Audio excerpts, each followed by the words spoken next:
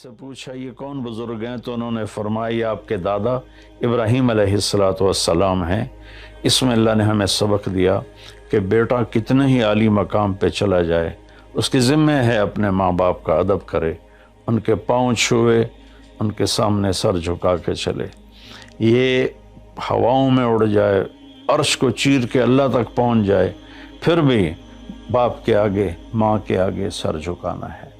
और ये सबक अमलन अल्लाह ने उम्मत को सिखाया, पहुँचाया कि अल्लाह तो जानते थे कि ये उम्मत अपने वालिदैन की कितनी नाफरमान होगी और कितने माँ बाप होंगे जो छुप छुप के रोएंगे, कितनी माएँ होंगी जो दुपट्टे के पल्लू में अपने आंसू छुपा लेंगी अपनी औलाद की नाफरमानी की वजह से, बदतमीज़ी की वजह से।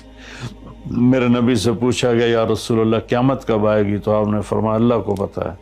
क्या कोई निशानी फरमा दें? इरशाद फरमा दें का जब माएँ बेटियों के हाथों जलील होंगी तो क़यामत आएगी। यानी बेटे तो करते ही रहते हैं, अगर बेटियां भी माँ को जलील करेंगी तो क़यामत आ जाएगी। तो ये इतना बड़ा मुक़द्दस रिश्ता है। आपने फरमाया जिसने अपने वालिदैन को दुख दिया उस पर अल्लाह की लानत, ज़मीन आसमान की लानत, फ़रिश्तों की लानत, ना उसकी नमाज कबूल है, ना रोज़ा, ना सदक़ा।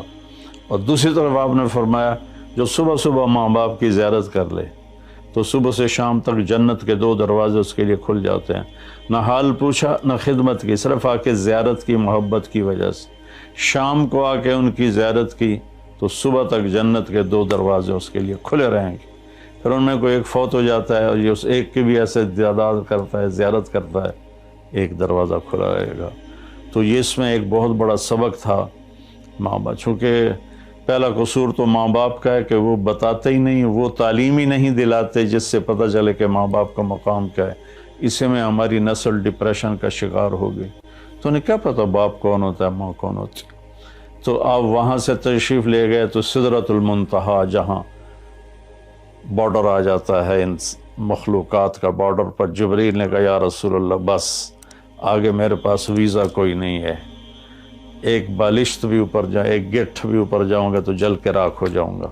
तो अल्लाह ने एक तख्त उतारा, उससे अपने महबूब को बिठाया और वो गए बुलंदियों को चीरते हुए उसने अर्श पर जाकर लैंड किया।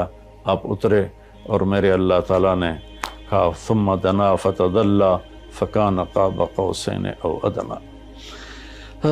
अल्लाह ताला ने अपने महबूब को अपने करीब कर लिया, इतना करीब किया कि फासले मिट गए, फासले मिट गए। तो भाइयों फिर लंबा वाक़या है और लोग आजकल इतना लंबा सुनते भी नहीं है, तो मैं सिर्फ जाने का बता देता हूँ। वापसी का भी पूरा एक कहानी है। जन्नत दिखाई, जहन्नुम दिखाई, जन्नती दिखाए, जहन्नुमी दिखाए, सारा कुछ दिखाया। सूदखोर दिखाए, बेनमाजी दिखाए, नमाजी दिखाए। आपने सबको अपनी आँखों से देखा। जहन्नम को भड़कते देखा, जन्नत को चमकते देखा, जहन्नम को दहकते देखा और जन्नत को महकते देखा। ये सब कुछ आपने अपनी आँखों से देखा और फिर आप वापस तशरीफ़ लाए। तो जब आप पहुँचे तो अभी रात का हिस्सा बाकी था और रात गुजरी नहीं थी जब आप इतनी बड़ी कायनात का सफ़र करके वापस तशरीफ़ लाए। तो इसमें एक बड़ा सबक है, वो ये है कि अल्लाह ने अपने नबी का हाथ पकड़ा और अपनी ज़ात तक पहुंचा दिया। हम अपना हाथ अल्लाह के नबी के हाथ में दे दें तो हम भी अल्लाह की ज़ात तक हमारी भी पहुंच हो जाएगी।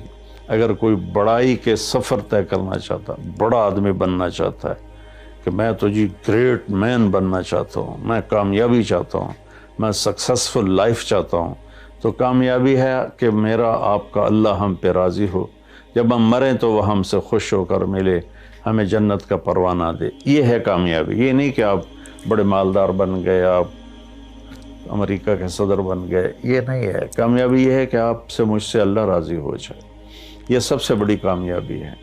तो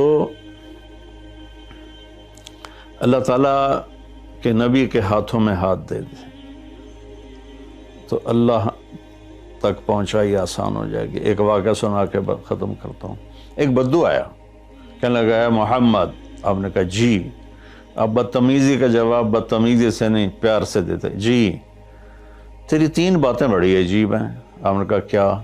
تو کہتا ہم باپ دادے کا دین چھوڑ کے تیرے دین پہ آ جائیں گے. ہم کیوں چھوڑیں باپ دادے کا دین؟ کہا اچھا اور؟ تو کہتا ہے کہ ہم مر کے مٹی ہو جائیں گے اور پھر دوبارہ زندہ کیے جائیں گے. کہا اچھا اور؟ تو کہتا ہے سورے عرب کو تیری امت فتح کر لے گی، ایران اور یورپ کو بھی تیری امت فتح کر لے گی. تو یہ کیسی بچوں والی باتیں کہا؟ ان کو روٹی نہیں ملتی اور یہ سنا رہا ہے ان کو کہ اس سے کیسر اور کسرا 2 بڑے بلاک تھے اس وقت. تو آپ نے مسکرا کے فرمایا انشاءاللہ تیری عمر لمبی ہوگی، تو دیکھے گا کہ سارا عرب و عجم میرا کلمہ پڑھے گا. پھر تو دیکھے گا کہ سارا عرب و عجم یہاں مدینہ ڈھک کے آئے گا. اور پھر تو دیکھے گا کہ اللہ تعالیٰ قیامت کے دن تجھے بھی کھڑا کرے گا، مجھے بھی کھڑا کرے گا، اور میں تیرا ہاتھ پکڑ کے تجھے یاد دلاؤں گا کہ ہو گیا یہ زندہ ہونا کہ نہیں ہوا. تو وہ کہنے لگا نہیں میں نہیں مانتا. تو چلا گیا. اس نے پھر ابوبکر صدیق کے دور میں دیکھا سارا عرب فتح ہو گیا. کہنے لگا پہلی بات تو پوری ہوگی، ساری قوم نے کلمہ پڑھ لیا. حضرت عمر کا زمانہ آیا تو کیسر اور کسرا پٹ گئے. تو کہنے لگا دوئی گل بھی پوری ہوگی، ہن باویں تری ہو ہی نہ جاوے کدائیں، چلیے بھائی کلمہ پڑھیے. تو وہ وہاں سے اپنے علاقے سے آیا، حضرت عمر کے دربار میں آ کر اس نے کلمہ پڑھا. جب وہ آپ کی محفل میں آتا آپ اس کے لیے کھڑے ہو جاتے، بڑا اکرام کرتے. تو ایک دفعہ فرمایا کہ تم دیکھتے ہو میں اس بدو کا بڑا اکرام کرتا ہوں.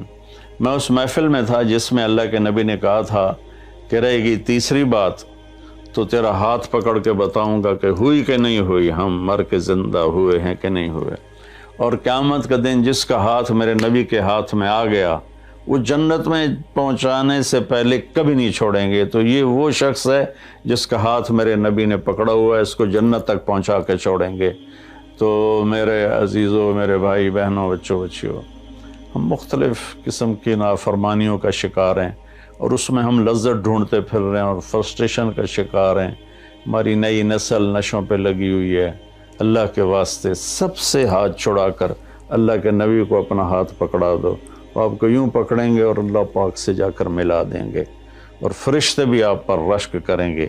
یہ واقعہ معراج کی اصل تھیم ہے اور واقعہ معراج کا اصل پیغام ہے کہ کی محمد سے وفاتوں نے تو ہم تیرے ہیں. یہ جہاں چیز ہے کہ لوح و قلم تیرے ہیں. السلام علیکم ورحمۃ اللہ.